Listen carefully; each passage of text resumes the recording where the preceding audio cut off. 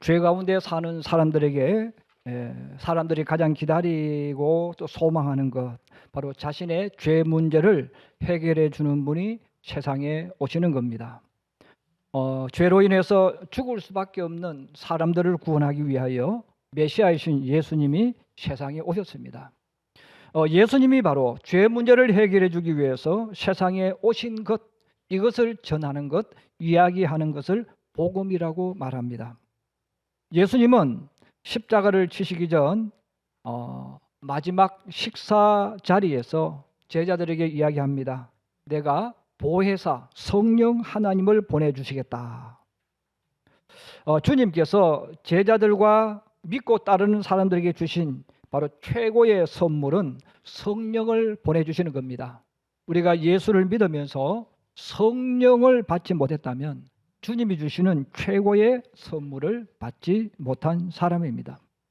예수님은 왜 많은 것들 가운데서 성령을 보내주셨으며 또 왜 반드시 성령을 받으라고 하셨을까요? 우리들에게 말하는 거예요. 너희가 먼저 어떤 일을 하기 전에, 다른 일을 하기 전에 먼저 성령을 받으라, 이렇게 말씀하셨어요.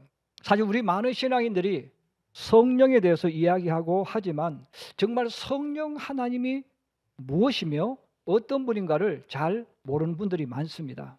만약에 그것을 제대로 알고 있다면 아마 그분은 모든 기도 제목 가운데 하나님 제게 주의 영으로 충만하게 하옵소서, 하나님의 영이 내게 임하옵소서, 그 기도를 했을 거예요. 그 성령을 모르기 때문에 사실은 교회를 다니는 것이지만 성령의 인도함을 따라가지 않습니다. 여러분, 성령의 인도함을 따라가지 않는다는 말은 내 생활 속에, 내 삶 속에 하나님이 임재하지 않고 하나님이 역사하지 않는 거예요. 그냥 내 노력, 내 열정 가지고 세상을 살아간다는 뜻입니다. 저는 이제 오늘부터 계속해서 성령에 대한 말씀을 전하려고 합니다. 저는 여러분들이 성령에 대한 이 말씀을 들으면서 여러분의 머릿속에, 생각 속에 성령이 무엇인가를 올바로 알기를 원합니다. 그리고 그것이 왜 우리에게 주신 최고의 선물인가를 여러분들이 깨달아야 된다는 거예요. 자, 첫 번째입니다. 우리 한번 같이 보겠습니다. 시작. 성령은 진리의 영이다. 예수님이 부활 성천하신 이후 제자들은 홀로 남게 되었어요. 그동안 예수님이 계실 때 예수님이 제자들을 일일이 이끌어 가셨어요. 그 제자들은 예수님의 인도하심 따라서 가면 되는 거예요. 어디 가자 하면 따라가면 됐고, 이것을 하라 하면 됐습니다. 자, 그런데 예수님께서 성천하셨어요. 제자들 스스로 이제 무언가를 해야 돼요. 자, 무언가를 해야 되는데 내가 뭘 어떻게 하겠어요? 아무것도 할 수가 없습니다. 그러므로 예수님께서 마지막 식사 자리에 제자들에게 다시금 말씀해 주시는 거예요. 내가 떠난 후에 또 다른 보혜사가 오실 것이다. 바로 그 보혜사는 나 대신 너희를 인도하고 너희를 지켜주고 너희를 보호하고 내가 너희와 함께하는 것처럼 너희와 함께하는 그분이시다. 그분이 반드시 오시기 때문에 너희는 그분을 반드시 영접하라, 이렇게 말씀하셨습니다. 예수님의 이 말씀을 믿고 120여 명의 성도들이 마가의 다락방에 모여서 기도하기 시작합니다. 사도행전 2장에 나오는 말씀이죠. 자, 이들이 기도에 전념할 때 불같은 성령, 바람 같은 성령이 이들에게 임하셨어요. 자, 이들에게 임하는 그 순간부터 이들의 인생이 달라집니다. 왜냐하면 그 임하신 성령이 진리의 성령이기 때문에 그렇습니다. 요한복음 14장 17절 한번 같이 보겠습니다. 우리 같이 봅니다. 시작. 그는 진리의 영이라 세상은 능히 그를 받지 못하나니 이는 그를 보지도 못하고 알지도 못함이라. 그는 너희와 함께 거하시며 또 너희 속에 계시겠음이라. 아멘. 계속해서 한 번 더 봅니다. 요한복음 16장 13절입니다. 한 번 더 보겠습니다. 시작. 그러나 진리의 성령이 오시면 그가 너희를 모든 진리 가운데로 인도하시리니 그가 스스로 말하지 않고 오직 들은 것을 말하며 장래일을 너희에게 알리시리라. 아멘. 예수님 계속 반복하셨어요. 보혜사가 오시는데 보혜사는 돕는 자. 그래서 오늘날 우리가 쓰면 나를 돕기 위해서 오신 돕기에 존재하는 자, 뭐 비서 같은 이런 존재겠죠. 그 나를 돕기 위해서 오시는데 그분이 진리의 영이다. 그 진리의 영이라는 말은 그 성령이 오시면 우리를 진리로 인도한다는 거예요. 진리는 뭡니까? 바로 예수님이 진리고 하나님 말씀이 진리입니다. 그 하나님 말씀을 내게 믿어지게 만들어 주시고 하나님 말씀이 나를 이끌어 가신다는 거예요. 우리가 가장 알아듣기 쉽게 말하면 이런 뜻이 됩니다. 진리의 영이 임하면 예수 믿는 나로 하여금, 예수 믿는 성도들로 하여금 하나님 말씀이 믿어지게 만들어 주신다는 거예요. 사실 많은 신앙인들이 성경을 읽고 예수를 믿으면서 어떻게 예수 믿냐면 예수를 믿으려고 노력하는 거예요. 예수를 인간의 이성과 내가 가지고 있는 지식과 경험을 가지고 믿으려고 하니까 성경이 안 믿어집니다. 왜? 성경은 우리에게 이해를 구하는 책이 아니에요. 성경은 우리들에게 이렇게 원리가 되어졌으니까 너희가 그걸 받아들여라 이렇게 말씀하지 않습니다. 선포예요. 믿든 안 믿든 그건 우리가 선택하는 거예요. 하나님이 태초에 천지를 창조하시니라. 그걸 믿어져야 돼요. 안 믿어지니까 성도들이 어떻게 예수를 믿으려고 노력하는 거예요. 근데 믿으려고 노력하는데 우리가 학교에서 과학을 배웠어요. 우리가 또 철학을 배웠어요. 또 자기가 인생의 경험을 하는 거예요. 그 지식 가지고 하나님을 이해하고 성경을 이해하려고 하니까 믿어지지가 않는 거예요. 믿어지지 않으니까 어떤 사람은 성경 거짓말이야. 야, 성경이 진짜냐? 하나님이 있느냐 없느냐 이야기하는 거예요. 그런데 성령이 우리에게 임하시면 하나님 말씀이 그냥 믿어지는 겁니다. 그냥 믿어지니까 여러분 예수 믿는 게 너무너무 좋고 행복한 거예요. 왜? 믿으려고 노력하는 게 아니라 그냥 믿어지는 겁니다. 성령이 임하면 믿어지는 거예요. 만약에 여러분들이 아직도 내가 예수를 믿어야지, 하나님 말씀 내가 믿어야지, 여러분 이렇게 생각하고 성경을 읽어보시면 믿을 수가 없어요. 계속 부딪히는 거예요. 그런데 내 속에 그냥 믿어져야 됩니다. 여러분 만약에 여러분들에게 하나님 말씀 그냥 믿어져. 내 이성과 내 경험과는 다르지만 하나님이 하신 일이 믿어지면 그 사람은 성령이 임하시는 거예요. 성령이 역사하는 겁니다. 그리고 여러분 하나님의 말씀이 믿어지기 시작하면 어떤 일이 일어나냐면 믿어지는 그 말씀이 나를 끌고 가기 시작해요. 그 말씀이 나를 끌고 가는 거예요. 그래서 성경은 성령이 나를 이끌어 가신다 이렇게 말합니다. 여러분들이 가만히 생각해 보세요.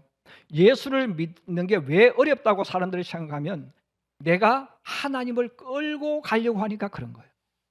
여러분 내가 무언가를 끌고 가려고 하니까 예수 믿는 게 너무너무 힘든 거예요. 여러분 내가 하나님 말씀을 끌고 가는 게 아니라 하나님 말씀이 나를 끌고 가는 거예요. 하나님 말씀이 나를 끌고 가기 시작하는데 이것이 바로 끌어가니까 나도 모르게 성경 말씀이 나의 행동으로 나타나기 시작합니다. 그래서 성령이 임한 사람에게 가장 먼저 나타나는 것이 바로 이거예요. 나도 모르게 하나님 말씀이 나를 이끌어 가니까 내가 끌려가는 거예요. 여러분 끌려가기 시작하는 사람에게 새로운 물결, 새로운 역사가 일어나기 시작합니다. 그래서 이 물결이 보이지 않아요?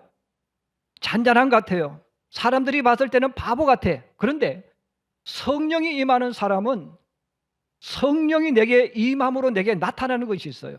그 물결이 나에게 서서히 퍼져나가기 시작합니다. 이 물결이 예루살렘에서부터 시작해서 안디옥, 에베소서, 알렉산드리아, 그리고 로마까지 들어갑니다. 그리고 나중에는 로마 전체를 정복하는 기독교가 되어지는 거예요. 여러분 로마를 복음으로 무너뜨린 그 물결이 뭡니까? 사랑의 물결이에요. 자비의 물결이고 온유의 물결이고 충성의 물결이에요. 이 물결이 여러분 얼마나 위대한지 몰라. 그래서 우리 예수 믿는 사람들은 성령의 열매가 뭔가를 잘 모르는 거예요. 여러분 성령의 열매는 하나님의 능력을 말합니다. 하나님의 권세를 말하는 거예요. 로마는 원래 작은 마을에서 출발했어요. 작은 마을에서 동네에서 출발해가지고 주변 나라를 정복하는 겁니다. 공격에서 빼앗고 하면서 점점점 커지는 거예요. 점점 커지다 보니까 이제는 하나의 면을 다스리기 시작했고 하나의 군을 다스리기 시작했고 주변의 시들을 정복해서 하나의 국가가 만들어집니다. 이렇게 로마는 정복하고 만들어진 국가이기 때문에 로마인들이 추구하는 것, 로마인들이 최고로 여겼던 것이 뭡니까? 힘입니다. 바로 군대예요. 힘만 있으면 승리할 수 있다. 힘만 있으면 세상을 바꿀 수 있다. 힘만 있으면 모두를 정복할 수 있다. 그래서 이 로마인들이 추구하고 생각하는 사고의 철학이 뭐냐면 힘에서부터 출발해서, 다르게 말하면 군대로부터 시작해서 군대로 모든 것을 마치는 거예요. 자, 군대를 통해서 이루어졌기 때문에 이들은 사람들과 인간관계를 열어갈 때, 모든 것을 할 때 어깨에 힘을 딱 주고, 야, 내 힘 있어? 까불지 마. 그리고 사람들 앞에도 자랑하는 겁니다.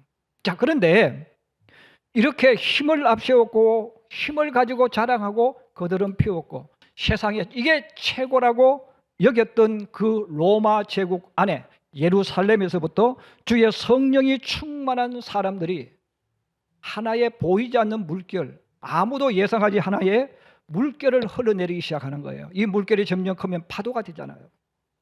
바닷물이 출렁출렁하면 잘 안 보여도 점점 커지면 커질수록 파도가 되어져. 이런 물결이 되어지고 파도가 되어지면 그 파도가 그 큰 배를 움직이기 시작하는 겁니다. 하나님을 믿는 성도들이 자기도 모르게 주의 영이 충만해지니까 자기 속에서 막 솟구쳐 올리는 힘이 있는 거예요. 그 힘이 뭡니까? 사랑의 힘이에요. 그 힘이 자비의 힘이고 그 힘이 양선의 힘이에요. 여러분, 자비는 뭡니까? 불쌍히 여기는 마음이에요. 그냥 어려운 사람 보면 그냥 불쌍해지는 거예요. 그리고 어려운 사람을 보니까 양선이 막 올라오는 겁니다. 양선이 막 돕는 거예요. 그래서 사람들을 보면 세상 사람은 계산을 해요. 내가 이 사람을 도와주면 나중에 무엇이 내게 이익이 올까? 이 사람을 내가 도와주면 손해일까 손해가 아닐까 계산을 하는 거예요. 자, 계산을 하기 때문에 우리가 누구를 도와줘도 제대로 못 도와줍니다. 근데 예수 믿는 사람은 성령이 내게 역사하니까 나도 모르게 어려운 사람을 보면 도와주고 싶으면 막 올라오는 겁니다. 그리고 그를 참 불쌍히 여기는 마음, 안타까운 마음이 드니까 어떻게 합니까? 내가 조건 없이 그냥 막 도와주는 거예요. 자신은 검소하게 살면서, 자신은 절약하게 살면서 막 사람들 도와줍니다. 그리고 더 나아가서 사랑의 물결이 막 올라오는 거예요. 여러분, 사랑이라는 단어를 쓰지만 세상에서 말하는 사랑과 교회 성경이 말하는 사랑은 다른 거예요. 여러분, 세상에서 말하는 사랑은 제가 늘 그렇게 많이 말을 씁니다. 독버섯이, 독사과라고 이야기해요. 세상에서 당신 나 사랑해 하고 물으면 이게 무서워요. 여러분, 세상에서 사랑이라는 단어를 이용할 때 쓴단 말이에요. 당신 나 사랑하니까 설거지 해줘. 당신 나 사랑하니까 뭘 줘. 당신 나를 사랑하니까 이걸 해줘. 세상에 말하는 사랑은 독사과예요. 그래서 먹으면 죽어. 예. 먹으면 내가 문제가 생기는 거예요. 근데 성경에서 말하는 사랑은 뭡니까? 조건 없이 너를 살리기 위해서 내 것을 희생하는 겁니다.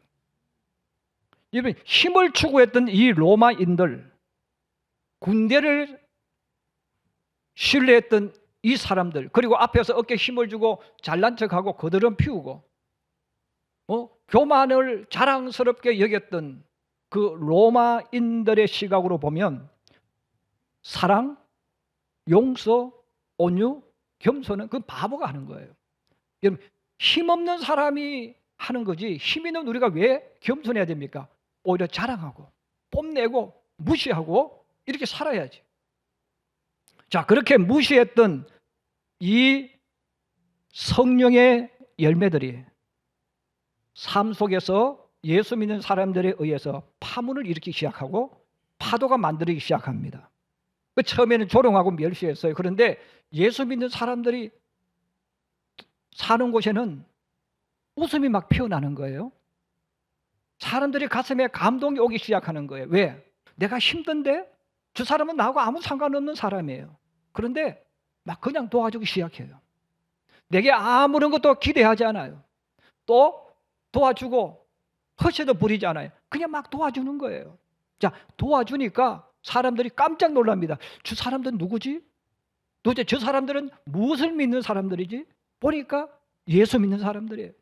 그 사람들이 감동을 받아서 한 사람, 두 사람 예수를 믿으면서 점점점 파도가 커집니다. 파도가 커지면서 예루살렘에서 안디옥으로, 안디옥에서 에베소로, 에베소에서 알렉산드리아로, 그리고 로마라까지 그 물결이 들어가면서 결국은 로마 전체가 예수님을 영접하는 역사가 일어난 거예요. 바로 성령의 파도가, 성령의 능력이 세상을 바꿔버린 겁니다. 세상 사람들은 권력이나 돈 혹은 영웅 같은 사람들이 세계를 바꾼다고 생각을 합니다. 물론 권력이나 전쟁 혹은 영웅들이 역사를 만들고 국가를 만들기도 합니다. 그러나 그것은 강제로 만들어지기 때문에 오래 가지 못해요. 세상 사람들의 눈으로 볼 때 미련한 사람, 바보 같은 사람이 누굽니까? 예수 믿는 사람들입니다. 그 가장 미련하고 바보 같아 보이는 그 예수 믿는 사람들이 세상을 바꿔버린 거예요. 정확하게 말하면 교회 다니는 사람이 아니라 성령이 역사하는 사람들입니다. 성령이 역사하는 사람은 눈에 보이지 않지만 변화의 물결을 일으켜내는 사람입니다. 성령이 역사하는 사람은 보이지 않는 가운데 큰 영향력을 행사하는 사람입니다. 왜냐하면 성령의 열매는 바로 상상할 수 없는 큰 능력이자 권세, 파워이기 때문에 그렇습니다. 자, 그래서 성령이 역사하는 사람은 자기도 모르게 엄청난 영향력을 행사합니다. 그래서 사도 바울이 오늘 우리들에게 성령의 능력, 성령의 열매에 대해서 이렇게 말하는 거예요. 22절에서 23절입니다. 우리 한번 같이 보십시다. 시작. 오직 성령의 열매는 사랑과 희락과 화평과 오래 참음과 자비와 양성과 충성과 온유와 절제니 이 같은 것을 금지할 법이 없느니라. 아멘. 이 성령의 열매를 많은 신앙인들이 내가 성령의 열매를 만들어내려고 해요. 그래서 여러분, 우리 예수 믿는 사람들이 목사님 예수 믿으면서 참 힘들어요 이렇게 말하는 이유는 뭐냐면 성령의 열매를 내가 만들어내려고 합니다.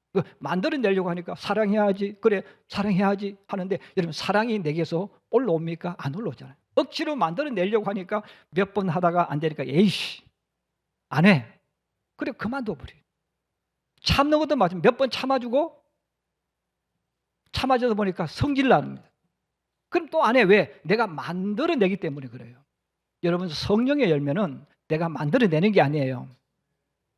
성령이 내게 임하면 그냥 내 속에서 올라오는 거예요. 그래서 성령의 열매고 성령의 능력입니다.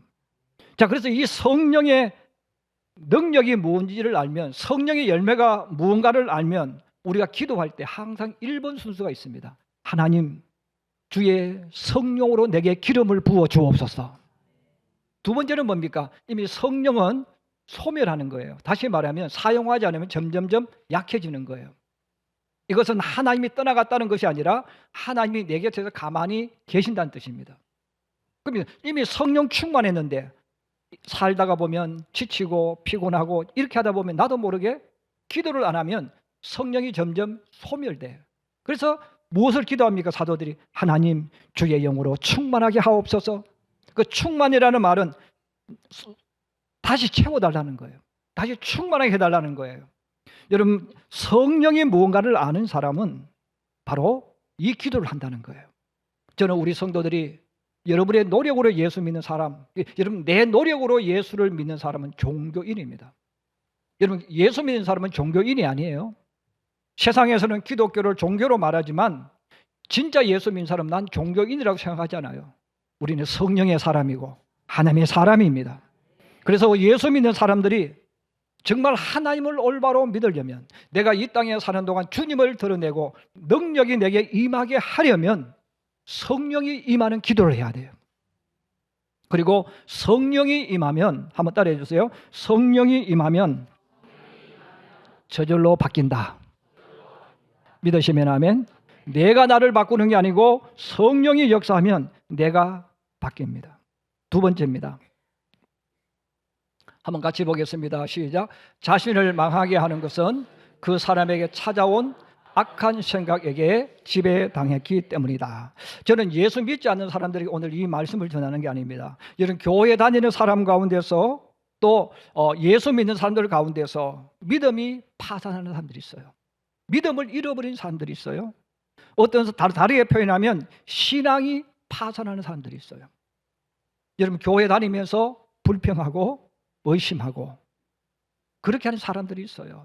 교회 다니다가 교회를 떠납니다. 또 교회 다니면서 불평하고 원망해요. 믿음이 그 사람에게 죽어버리는 거예요. 왜 죽어버리는가? 물론 핑계는 뭐 목사님 때문에 누구 때문에 말하는데 그건 거짓말입니다. 바로 그 사람에게 악한 생각이 찾아오는데 그 생각에 지배당하는 거예요. 다르게 표현하면 그 생각에 내가 지는 겁니다. 이런 마귀는 세상 사는 사람들의 관심을 돈과 권력으로 집중하게 이끌어 갑니다. 이것은 제가 하는 이야기가 아니고 예수님이 말씀하는 거예요.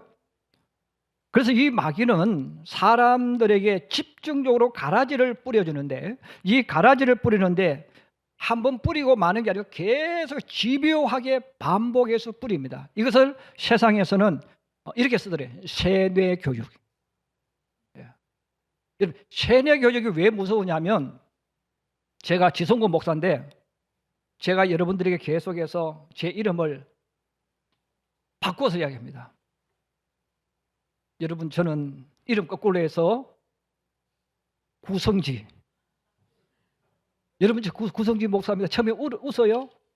50번 이야기해요. 100번 이야기해요. 여러분 저는 지성구가 아니고 이제부터는 구성지입니다. 계속 이야기해요. 그러면 어느 순간에 성도들이 저를 부를 때 누구라고 부르겠어요? 구성지 목사가 바뀌어지는 거예요. 이게 세뇌예요. 이게 무서운 거예요. 우리가 살아가는 세상에는 이 원리를 잘 아는 사람들이 계속 세뇌합니다. 그래서 정치꾼들이 무서운 거예요. 왜? 그들은 알고 있는 거죠.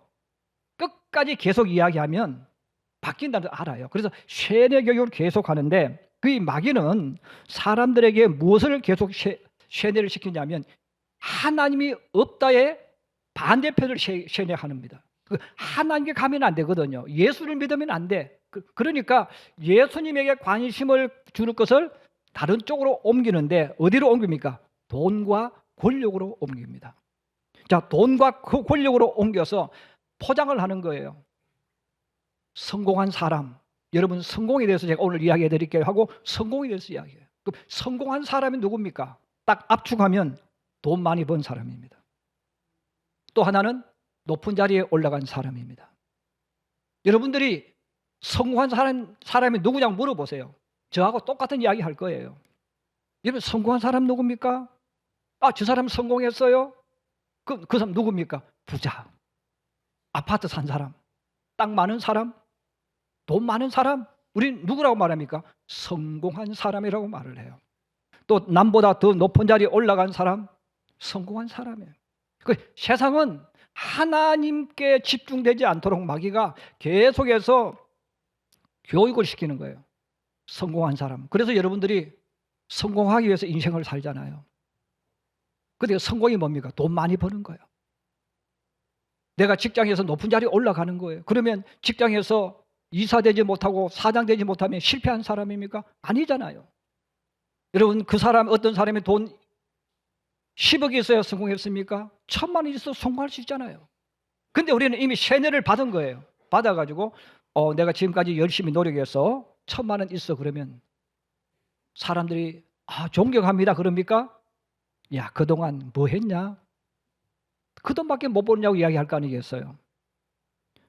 또 계속해서 무엇을 가리킵니까? 세상은 돈만 있으면 다 된다고 가리키는 거예요. 여러분 돈이 있으면요 할 수 있는 것도 엄청나게 많지만 반대로 말하면 정말 중요한 것은 할 수가 없어요. 여러분 돈이 많으면 좋을 것 같지만 여러분 돈이 많으면요 안 좋은 것도 엄청나게 따라옵니다. 돈이 여러분들이 많으면요 주변 사람들 쳐다보면 전부 다 나한테 돈 빌리러 오는 사람들은 보여. 예. 돈이 많으면 다른 사람이 나에게 찾아와서 도움을 요청하면요 전부 다 이놈이 또 나를 이용하러 왔구나 의심의 눈치를 봅니다. 그리고 더 중요한 것은 여러분 돈이 아무리 많아도 돈은 생명을 주관할 수 없어. 그 사람의 인생과 미래를 주관할 수 없어요. 돈이 할 수 있는 게 뭐예요? 아파트 집 좀 더 좋은 거 사든지 자동차 좀 더 좋은 거 사든지 옷 좀 더 좋은 거 사든지 이 정도뿐이 할 수가 없어요. 여러분의 행복, 여러분의 미래, 여러분의 질병, 여러분의 인생을 돈으로 주고 살 수 없어요. 자, 그런데 우리들에게 계속해서 이미 세뇌를 시켰어요. 그래서 돈만 있으면 다 된다. 행복과 사랑도 돈과 권력을 얻으면 찾아오는 것이다. 계속 이야기했기 때문에 사람들이 만나서 이야기하면 똑같이 이야기합니다. 돈만 있으면 다 돼. 돈만 있으면 행복할 수 있어. 우리는 이미 세뇌를 받았다는 거예요. 마귀한테. 자, 그래서 성경은 우리들에게 정말 중요한 것을 이야기하는 거예요. 사람이 세상을 살아가는데 가장 먼저 필요한 것, 그 사람의 인생을 결정짓는 정말 중요한 것은 그 사람의 생각이라는 것입니다. 그 사람의 생각, 그게 너무 중요한 거예요. 그런데 우리는 생각이 얼마나 중요한가를 모르는 거예요. 성경은 계속해서 여기에 대해서 이야기합니다. 창세기 6장 5절입니다. 한번 같이 보겠습니다. 여호와께서 사람의 죄악이 세상에 가득함과 그의 마음으로 생각하는 모든 계획이 항상 악할 뿐임을 보시고, 자, 사람들이 그의 마음으로 생각하는 모든 계획이 항상 악하다 이야기했어요. 나는 착한 생각 품고 있는데, 나는 좋은 생각 품고 있는데, 그런데 하나님은 악한 생각을 품고 있대요. 마태복음 15장 19절에 말씀합니다. 우리 한번 같이 봅니다. 마음에서 나오는 것은 악한 생각과 살인과 간음과 음란과 도둑질과 거짓 증언과 비방이니. 예. 마음에서 나오는 것은 악한 생각. 나는 나쁜 생각 안 가졌는데, 근데 성경이 이야기하면 너의 마음에서 나오는 게 악한 생각이야. 시편 4절입니다. 같이 봅니다. 시작. 악인은 그의 교만한 얼굴로 말하기를 여호와께서 이를 감찰하지 아니하신다 하며 그의 모든 사상이 하나님이 없다 하나이다. 아멘.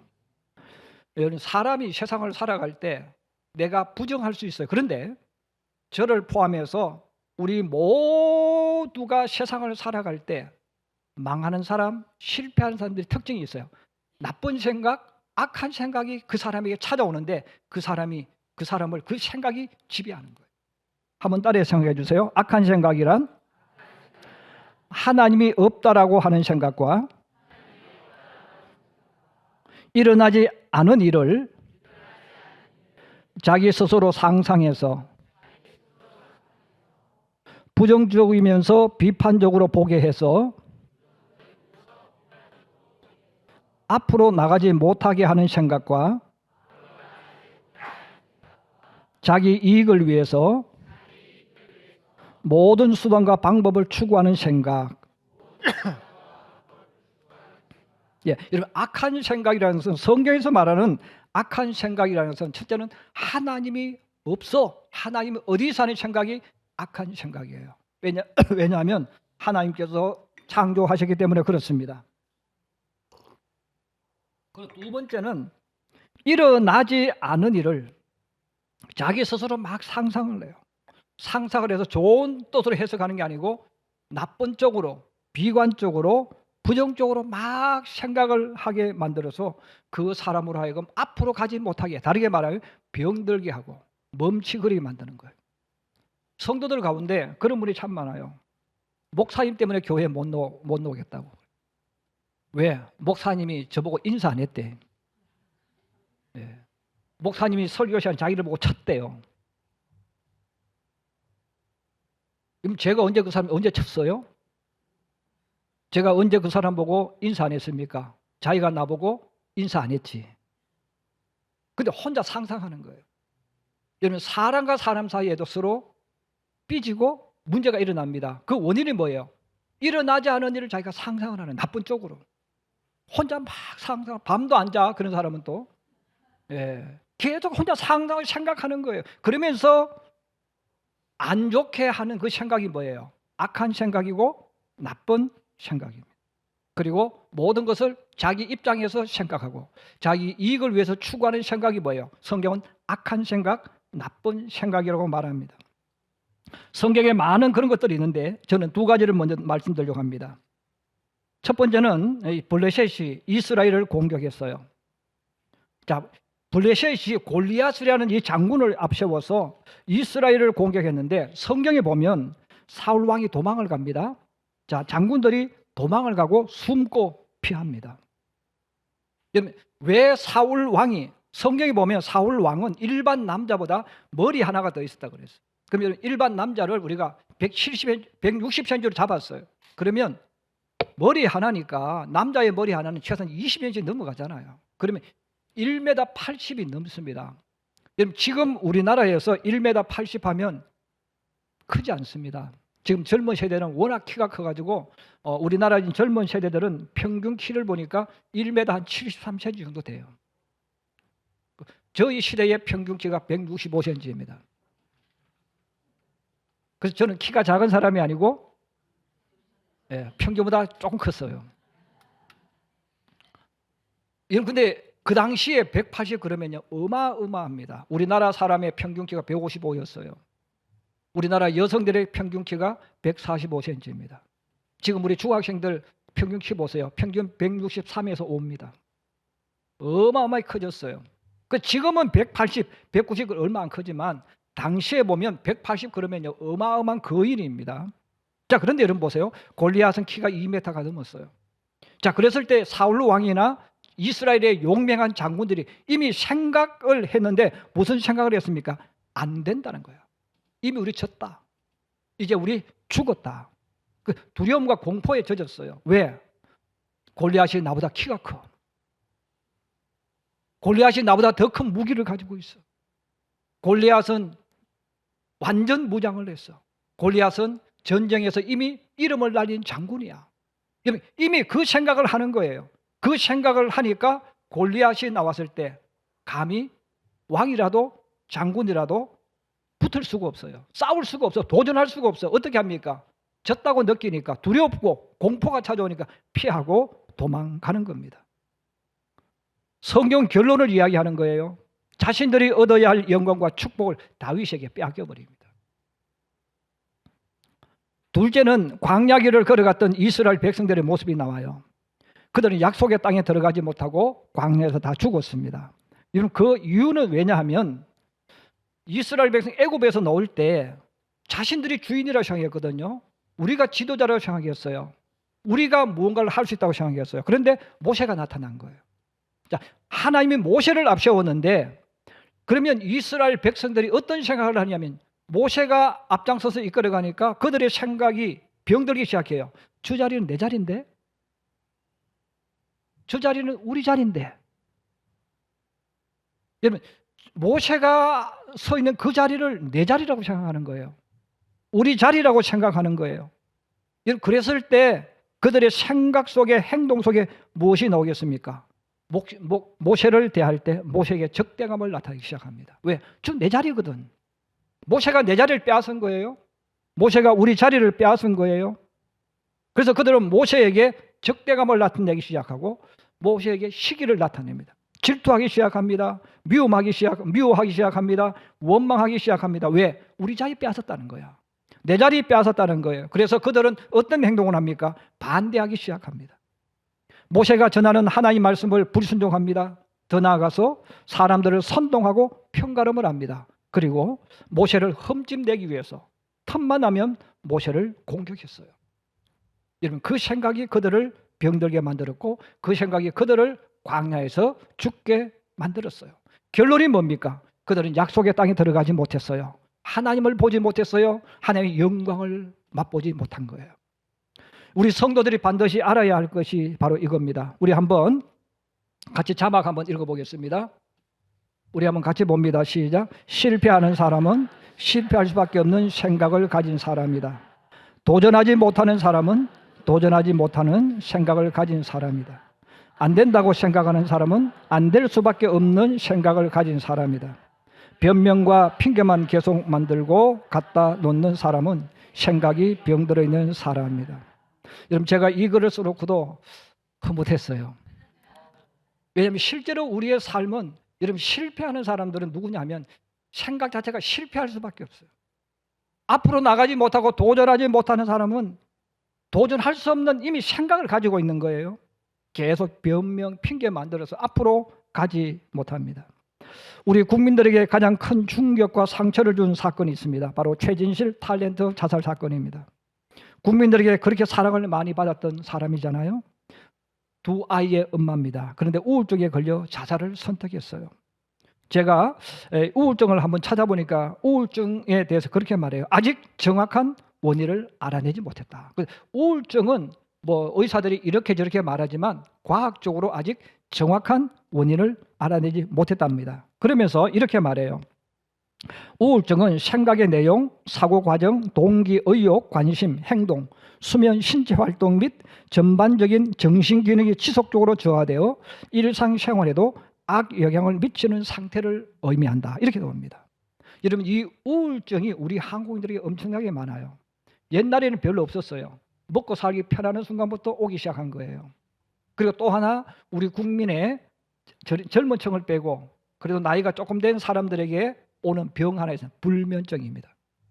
22.6% 이상이 왔다고 했으니까 지금은 더 많아지겠죠. 5분의 1 이상이 불면증 환자입니다. 그런데 여러분, 성경적으로 이것을 해보면 물론 여러 가지 이유가 많아요.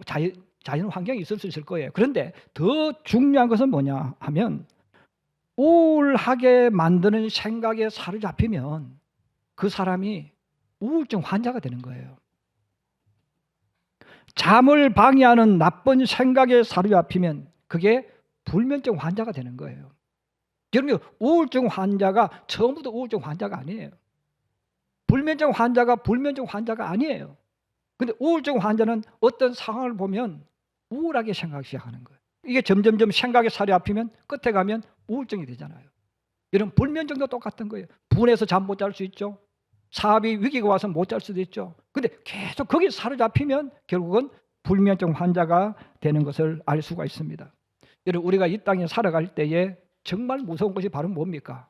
그 사람이 어떤 생각을 갖추고 있는 것. 그 사람의 생각이 그 사람의 인생을 무너뜨릴 수도 있고 복되게 만들 수 있다는 겁니다. 이스라엘 초대 왕이었던 사울의 인생을 망치게 만든 것 똑같습니다.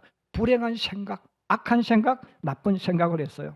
제가 불행한 생각이라고 말하는 것은 사울을 불행하게 만들었기 때문에 그렇게 표현을 하는 겁니다. 사울은 가장 작은 지파, 베냐민 지파 사람으로 초대 왕이 되었어요. 왕이 됨으로 인해서 왕관을 쓰는 권력자가 되었고 국가의 주인이 되었습니다. 존경의 대상이 되었습니다. 또 똑똑한 아들 요나단도 있었습니다. 자, 모든 게 다 갖춰진 사람이에요. 그런데 다윗이 골리앗을 죽인 이후에 사람들의 입에 오르내리기 시작합니다. 다윗은 만만, 사울은 천천. 이런 전쟁 이겼으니까 당연히 높여주는 거죠. 그런데 사울의 마음속에 그 말을 듣는 순간에 악한 생각이 밀려왔고 그리고 악한 생각에 사로잡히기 시작했습니다. 다윗을 볼 때마다 그런 생각이 드는 거예요. 저놈이 내 왕위를 노리고 있지 않을까? 저놈이 내 아들을 해치지 않을까? 저놈이 나보다 더 인기가 있지 않을까? 사람들이 나보다 다윗을 더 좋아하는 것은 아닐까? 여러분, 이런 생각을 자꾸 하고 그 속에 자꾸 파묻혀 들어가고 지배를 당하다 보니까 나중에 정신병이 오는 거예요. 그 정신병이 성경에 나와 있잖아요. 저는 그 병이 현대적으로 표현하면 우울증이 아닐까 생각을 해요. 여러분, 그때부터 다윗을 보면 사울은 자기도 모르게 정신이 오락가락합니다. 그래서 다윗을 죽이려고 노력하고 죽이고 싶은 마음에 이끌림 받아서 다윗을 보고 창을 던지고 하잖아요. 여러분, 왕이 되었는데 정치를 할 수가 없어요. 왜? 내 평생 소원은 다윗 죽이는 거. 이 생각이 사로잡혀 있는 거예요. 그래서 왕으로서 정치를 제대로 하지 않고 다윗을 죽이겠다는 생각에 사로잡혀 살다가 결국 다 잃어버렸어요. 왕위도 잃어버리고 자식들도 비참하게 죽는 비극적인 일이 일어났습니다. 여러분, AI 시대를 살아가는 우리 청년들과 우리 학생들, 우리 부모들도 마찬가지입니다. 여러분, 인공지능 시대라 해서 대부분 우왕좌왕하면서 안절부절해요. 그리고 무기력하게 세상을 바라봅니다. 지금 없어질 건데 그럼 내가 뭘 하지? 여러분, 이런 생각을 가지고 있다면, 만약 인공지능 시대라고 해서 이제 직장이 없어질 거야, 여러분, 이런 생각을 한다면 그 사람이 실패자가 됩니다. 후퇴자가 됩니다. 신앙도 병들 거예요. 여러분, 인공지능 시대가 되어져서 많은 직장이 사라질 거예요. 그런데 여러분, 많은 직장이 사라지는 것에 초점 맞추면 안 된다는 거예요. 많은 직장이 사라지지만 많은 직장이 새롭게 만들어질 겁니다. 그 직장이 사라지는 것도 맞아요. 그런데 여러분, 더 새로운 직장이 또 엄청나게 많이 나타난다는 거예요. 그것을 바라보면 그 사람은 그것을 준비할 수 있어. 그런데 앞으로 인공지능이 되면 이것도 없어지고 저것도 없어지고 이제 직장이 없어진데 여기에 초점 맞추면 바보가 되어버려요. 아무런 준비도 할 수가 없어요. 그런데 여러분, 지금까지 흘러온 인류의 역사를 보면 인터넷이 왔다고 해서 직장이 다 사라진 게 아니에요. 사라진 것도 많고 또 새로운 직장도 엄청나게 많이 생겼어요. 기계화가 되어지면 직장이 없어지는 것도 많지만 또 새로운 직장도 많이 생기는 거예요. 그러면 AI 시대가 아무리 온다 할지라도 없어지는 그 말도 맞아. 그런데 새로운 직장은 더 많이 생길 겁니다. 자, 그럼 이걸 안다면 우리 예수 믿는 사람들은 준비할 수 있어. 그러나 내 생각이 병들어 있고 내 가치관에 문제가 있으면 안 된대, 직장 없어진대, 그렇게 생각하는 사람은 아무것도 못하는 거예요. 저는 오늘 성령이 역사하지 않는 그리스도에게 일어나는 생각에 대한 이야기를 합니다. 사랑하는 우리 성도 여러분, 우리가 세상을 살아갈 때 성령이 충만해지면 이걸 이겨낼 수 있어. 그런데 성령이 내게 임재하지 아니하면 우리는 마귀가 주는 이 가라지들이 계속 우리를 지배해서 나도 모르게 자꾸 안 좋은 생각, 나쁜 생각, 이걸 자꾸 하는 거예요. 하다 보면 우울증 찾아오고 또 불면증 찾아오고 또 예수 믿는 사람이 앞으로 가지도 못하고 자꾸 뒤로 도망가. 그리고 앞으로 가야 되는데 후퇴한단 말이에요. 여러분, 오늘 설교를 듣고 여러분들이 가만히 한번 생각해 보세요. 내가 하는 생각이 뭔가? 지금의 내 모습과 내 위치에서 내가 지금 무슨 생각을 하고 있는가 한번 재점검하셔서 악한 생각, 나쁜 생각이 여러분을 지배하지 못하도록 만드는 우리 모든 성도들이 되기를 주의 이름으로 부탁합니다.